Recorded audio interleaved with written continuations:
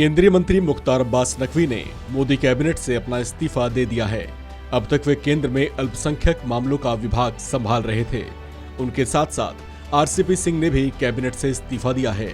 दोनों नेता संसद के उच्च सदन राज्यसभा के सदस्य थे, जिनका कार्यकाल अब खत्म हो गया है। ऐसे में संसद की सदस्यता खत्म होने की वजह से वे मंत्रिमंडल का हिस्सा नहीं रह सकते थे। आपको बता दें कि मुख्तार अब्बास नकवी को बीजेपी ने फिर से राज्यसभा नहीं भेजा था। बीजेपी के ऐसे फैसले को लेकर कई अटकलें लगाई जा रही हैं। कहा यह भी जा रहा है कि पार्टी नकवी को कोई बड़ी जिम्मेदारी दे सकती है। बात आरसीपी सिंह की करें तो आरसीपी सिंह जेडीयू के कोटे से राज्यसभा के सदस्य बनाए गए थे। उनमें और जेडीयू सुप्रीमो नीतीश कुमार के बीच तल्खियां बढ़ी थी, जिसके बाद नीतीश कुमार ने उन्हें वापस राज्यसभा न भेजने का फैसला किया था। उनके ऐसे फैसले की वजह से ही उनका मंत्री पद भी अब चला गया है। बात मुख्तार अब्बास नकवी की करें तो वे पिछले 8 साल से यानी मोदी के पहले शासन के 5 साल और मोदी के दूसरे शासन में 3 साल तक वे कैबिनेट का हिस्सा रहे हैं।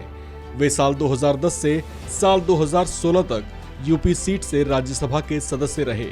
उसके बाद नकवी साल 2016 में झारखंड से राज्यसभा के सदस्य रहे। मुख्तार अब्बास नकवी की गिनती बीजेपी के उन वरिष्ठ नेताओं में होती है जो अटल शासन में भी कैबिनेट का हिस्सा रह चुके हैं।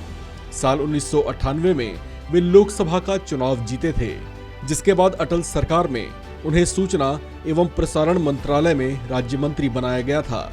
उसके बाद साल 2014 में जब केंद्र में मोदी सरकार का गठन हुआ तो उस वक्त उन्हें अल्पसंख्यक मामलों और संसदीय मामलों का राज्य मंत्री बनाया गया था।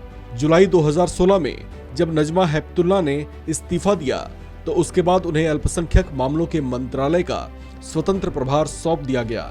इसके बाद जब साल 2019 के आम चुनाव हुए और मोदी सरकार वापस सत्ता में लौटी तो मुख्तार अब्बास अंसारी को इसी मंत्रालय में बरकरार रखा गया।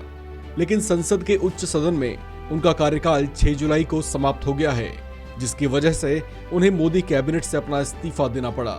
गौरतलब है कि पिछले दिनों हुए राज्यसभा चुनाव के लिए मोदी सरकार ने उन्हें फिलहाल राज्यसभा न भेजने का फैसला किया था। इसके पीछे कुछ खास तरह की चर्चाएं हैं।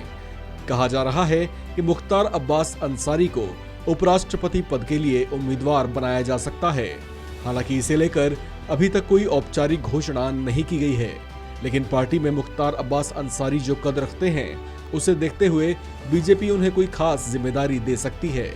हालांकि एनडीए की ओर से इस पद के लिए एक और नाम खूब चर्चाओं में रहा है। वो नाम है केरल के राज्यपाल आरिफ मोहम्मद खान का। उन्हें भी इस पद के संभावित प्रबल उम्मीदवारों के तौर पर देखा जा रहा है। इन तमाम कयासों और चर्चाओं के बीच इंतजार है बीजेपी के उस फैसले का जब वो इस पद पर जारी सस्पेंस को खत्म कर किसी एक नाम पर अंतिम मुहर लगा देगी। इस खबर में फिलहाल इतना ही। बाकी अपडेट्स के लिए बने रहिए वन इंडिया हिंदी के साथ।